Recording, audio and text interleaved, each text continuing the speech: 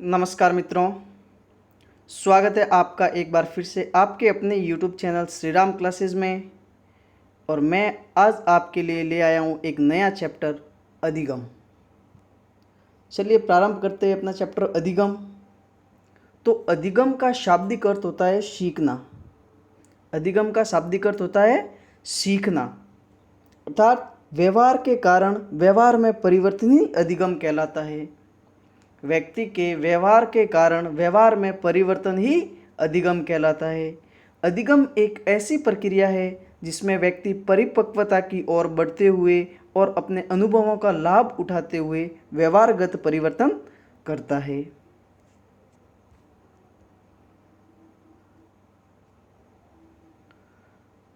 अब बात करते हैं कुछ परिभाषाओं की जो निम्न मनोवैज्ञानिकों ने दी है।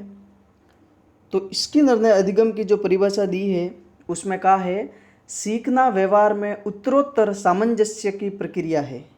सीखना व्यवहार में उत्तरोत्तर सामंजस्य की प्रक्रिया है, ये कहा था स्किनर ने।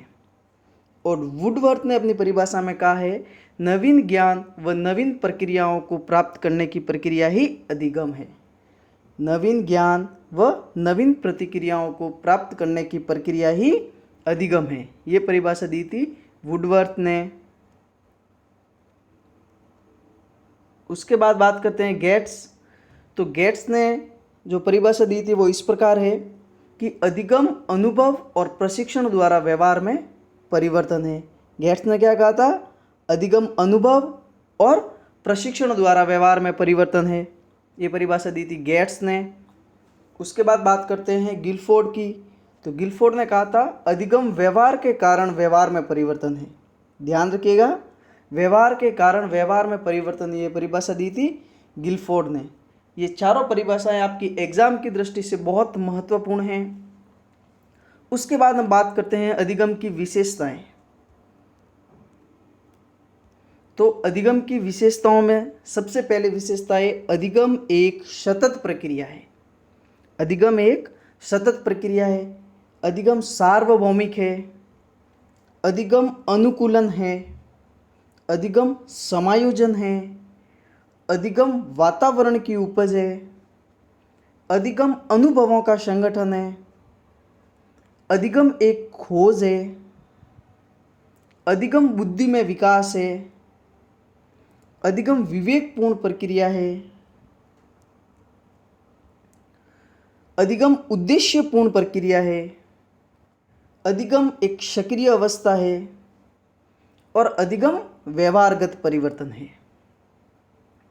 तो ये हो गई अधिगम की विशेषताएं। अब ध्यान रखिएगा, अधिगम एक अर्जित व्यवहार है। अधिगम एक अर्जित व्यवहार है क्योंकि ये सीखा जाता है, जिसकी प्रकृति स्थायी होती है। एक बार जो व्यक्ति सीख लेता है तो वो उसके लिए स्थायी ज्ञान हो जाता है। तो अधिगम एक अर्जित व्यवहार है। उसके बाद में बात करते हैं अधिगम के प्रकारों के बारे में।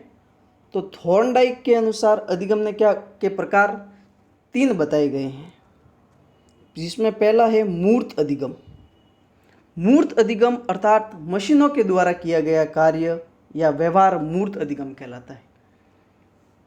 जैसे मशीन चलाना, पेंसिल से चित्र बनाना, लिखना आदि, जिसमें किसी न किसी वस्तु के सहयोग लिया जाता है, वह मूर्त अधिगम कहलाता है।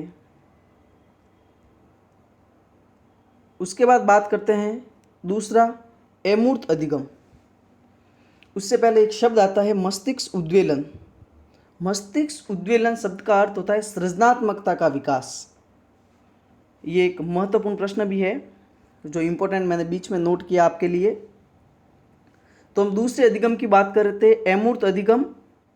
तो अमूर्त अधिगम क्या है? मनुष्य की मस्तिष्क क्रिया के समझ के आधार पर किया गया विचार अमूर्त चिंतन कहलाता है। यह व्यक्ति की मस्तिष्क क्रियाओं के आधार पर होता है, जैसे पुस्तकीय ज्ञान, अहिंसा, आत्मा, परमात्मा, जिसको सामान्य भाषा में तो प्रयोग लिया जाता है, जैसे आत्मा शब्द है, परमात्मा शब्द है, लेकिन इसका कोई वास्तविक रूप नहीं है। अर्थात अमूर्त अधिगम है जो कल्पनीय है। तीसरा है अपने सामाजिक अधिगम। तो सामाजिक अधिगम अर्थात समाज के द्वारा सीखा गया व्यवहार, समाज में व्यक्ति रहकर जो कुछ भी ज्ञान सीखता है या समाज के साथ जो कुछ भी व्यवहार करता है वह सामाजिक अधिगम कहलाता है।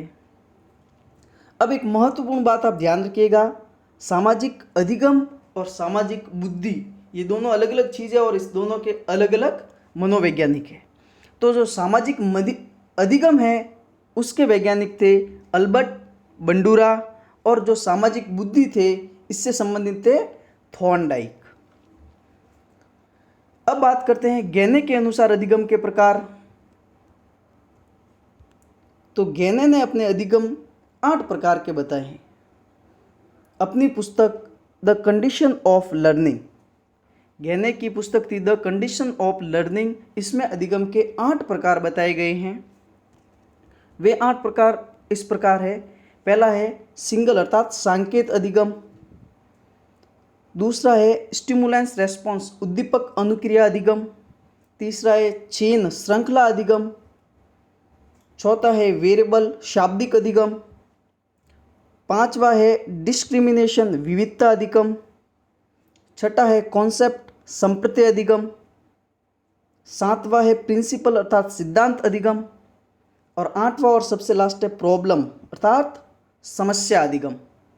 तो ये अधिगम के 8 प्रकार है जो गैने ने बताए थे। अब इसमें आपको याद रखने की बात यह है कि ये 8 के 8 आपको याद होने चाहिए जो गैने ने बताए थे। इसमें आपके एग्जाम में प्रश्न ये आ सकता है कि इनमें से कौन सा अधिगम का प्रकार है जो गैने ने नहीं बताया है। 3 तो इसमें से दे रखे होंगे और 1 है जो आपके कोई अलग से दे देगा। तो ध्यान रखना है, संकेत अधिगम, उद्दीपक अनुक्रिया अधिगम, श्रृंखला अधिगम, शाब्दिक अधिगम, विविधता अधिगम, संप्रत्यय अधिगम, सिद्धांत अधिगम और समस्या अधिगम, ये 8 प्रकार है जो अधिगम के गैने ने बताए थे। अब बात करते हैं अधिगम को प्रभावित करने वाले कारकों के बारे में। कौन कौन से ऐसे कारक है जो अधिगम को प्रभावित करते हैं? तो उसमें पहला है वातावरण। वातावरण अधिगम को प्रभावित करता है। वो कैसे कि एक व्यक्ति को भारत में रखा जाए और उसी व्यक्ति के भाई दूसरे को किसी विदेश में रखा जाए, तो दोनों व्यक्ति एक ही माँ के पुत्र होने के कारण भी वो अलग अलग वातावरण में रह के वो अलग अलग ज्ञान अर्जन करेंगे, उनकी बुद्धि लब्धि सामर्थ्य अलग अलग होगा। तो इसलिए वातावरण है जो अधिगम को प्रभावित करता है। दूसरी बात है वंशानुक्रम, पहले पुत्र की अपेक्षा दूसरा पुत्र अधिक या कम सीखता है। तीसरा है बुद्धि अधिगम को प्रभावित करती है। आयु अधिगम को प्रभावित करती है। समय व थकान, कोई व्यक्ति 10 घंटे पढ़ता है फिर भी नहीं थकता है, कोई व्यक्ति 2 घंटे पढ़ने में भी थक जाता है। समय व थकान अधिगम को प्रभावित करते हैं। तत्परता व इच्छा शक्ति अधिगम को प्रभावित करते हैं। शिक्षण विधियाँ अधिगम को प्रभावित करती है। सहायक सामग्री अधिगम को प्रभावित करती है। मार्गदर्शक अधिगम को प्रभावित करता है। पाठ्यक्रम व पाठ्यचर्या अधिगम को प्रभावित करती है। विद्यालय स्वयं अधिगम को प्रभावित करता है। अभिप्रेरणा अधिगम को प्रभावित करती है।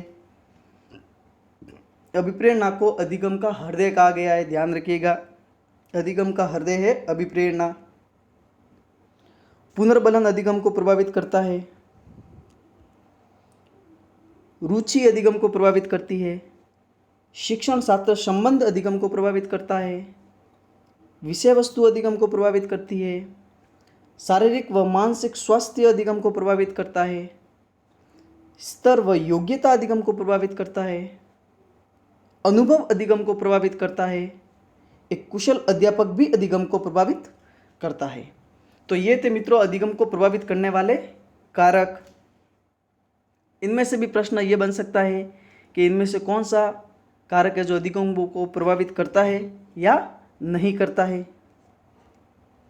उसके बाद में बात करते हैं, कुछ एग्जाम्पल बता रहा हूँ मैं आपको यहाँ पे अधिगम परिपक्वता से संबंधित, ध्यान रखिएगा। एक प्रश्न मैं आपके सामने पेश कर रहा हूँ, परिपक्वता अधिगम में है, सहायक है या बाधक है? ध्यान रखिएगा मित्रों, परिपक्वता है वो अधिगम में सहायक और बाधक दोनों हैं।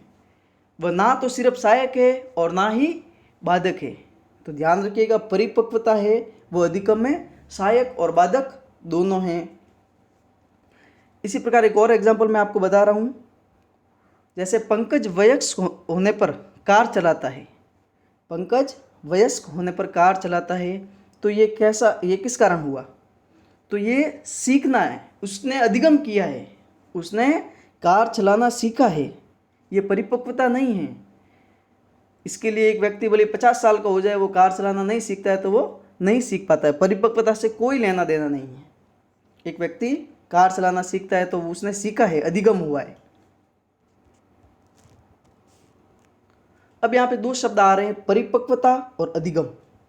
जो परिपक्वता होती है वो स्वाभाविक है, एक समय के साथ व्यक्ति परिपक्व होता जाएगा, तो ये स्वाभाविक प्रक्रिया है। और अधिगम है जो अर्जित प्रक्रिया है, अर्जित करना पड़ता है। अधिगम से तात्पर्य कुछ हमें सीखना पड़ता है, तो अधिगम है जो अर्जित प्रक्रिया है। एक बालक की सामान्य विकास की प्रक्रिया को परिपक्वता कहा जाता है। परिपक्वता के 4 पक्ष होते हैं, सामाजिक, शारीरिक, मानसिक और सांवेगिक। इसके विपरीत अधिगम है जो एक अर्जित प्रक्रिया है, जो जन्मजात नहीं होती है, परंतु परिपक्वता एक स्वाभाविक प्रक्रिया है। तो आपको यहाँ पे ये बात ध्यान रखनी है, जो परिपक्वता है वो स्वाभाविक प्रेरक है और अधिगम है जो अर्जित प्रेरक है। मनुष्य का विकास अधिगम पर होता है, मनुष्य का विकास है जो अधिगम पर होता है, परंतु बिना परिपक्वता के निश्चित अधिगम नहीं होता है। ध्यान रखिएगा, परिपक्वता है जो अधिगम में एक सहायक तत्व है। उसके बाद में हम बात करते हैं व्यवहारवाद और गेस्टोल्टवाद के बारे में। गेस्टोल्टवाद को संज्ञानवाद भी कहा जाता है। अब मैं सबसे पहले आपको ये बता रहा हूँ कि व्यवहारवादियों ने, पहले व्यवहारवादी कौन कौन थे ये जान लेते हैं। तो व्यवहारवादी थे थॉर्नडाइक, पावलोव, स्किनर, गुथरी, सीएल हल इत्यादि। ये जो मनोवैज्ञानिक थे ये व्यवहारवादी थे, और उन्होंने जो अपने मत दिए, सिद्धांत दिए, उनमें उन्होंने बताया, व्यवहारवादियों ने तो ये बताया कि उद्दीपक अनुक्रिया में जो संबंध होता है उसके कारण अधिगम होता है, अभ्यास पर बल के कारण अधिगम होता है, पुनर्बलन पर बल के कारण, परिस्थिति व प्रक्रिया में संबंध के कारण, करके सीखना अधिगम का सहायक है, और यांत्रिकता पर बल दिया है। उन्होंने मूर्त अधिगम पर बल दिया है व्यवहारवादियों ने। अब बात करते हैं गेस्टोल्टवादी व संज्ञानवादियों के बारे में। तो इन्होंने मस्तिष्क की स्थिति पर बल दिया है, मस्तिष्क की संक्रिया पर बल दिया है, सूझ को महत्व दिया है, व्यक्ति अपनी सूझ समझ से सीखता है, तर्क वितर्क से सीखता है, चिंतन व निर्णय से सीखता है, समस्या समाधान के माध्यम से सीखता है, और शक्ति के विकास के माध्यम से सीखता है। तो ये मत दिए थे गेस्टोल्टवादियों ने। अब हम बात करते हैं प्रमुख व्यवहारवादी कौन थे और उन्होंने क्या क्या सिद्धांत दिए, और गेस्टोल्टवादी या संज्ञानवादी कौन थे और उन्होंने कौन कौन से सिद्धांत दिए। सबसे पहले हम बात करते हैं प्रयास व त्रुटि के सिद्धांत के बारे में। प्रयास व त्रुटि का सिद्धांत, तो ये सिद्धांत दिया था थॉर्नडाइक ने। ये हम व्यवहारवादियों की बात कर रहे हैं। प्रयास व त्रुटि का सिद्धांत दिया था थॉर्नडाइक ने। अनुकूलित अनुक्रिया का सिद्धांत दिया था पावलोव ने। क्रिया प्रसूत का सिद्धांत दिया था स्किनर ने। क्रिया प्रतिस्थापन का सिद्धांत दिया था गुथरी ने, और पुनर्बलन का सिद्धांत दिया था सीएल हल ने। उसके बाद में हम बात करते हैं गेस्टोल्टवादियों के बारे में। तो सूझ का सिद्धांत, सूझ के सिद्धांत के प्रवर्तक थे वर्दिमर, और इसका प्रयोग किया था कोहलर ने। संज्ञानवाद के प्रवर्तक थे जीन पियाजे। निर्मितवाद के प्रवर्तक थे जेरोम ब्रूनर। चिन्ह अधिगम के प्रवर्तक टॉलमैन। खोज का सिद्धांत या अन्वेषण का सिद्धांत के प्रवर्तक थे ब्रूनर। क्षेत्रीय सिद्धांत दिया था कूट लेविन ने। भाषा सिद्धांत दिया था चोमस्की ने। भाषा व सामाजिक अधिगम सिद्धांत दिया था वाइगोस्की ने। तो ये हमने अधिगम के सिद्धांतों के बारे में बात की है। अब हम इसके अगले पार्ट, ये अपने अधिगम का पहला पार्ट था।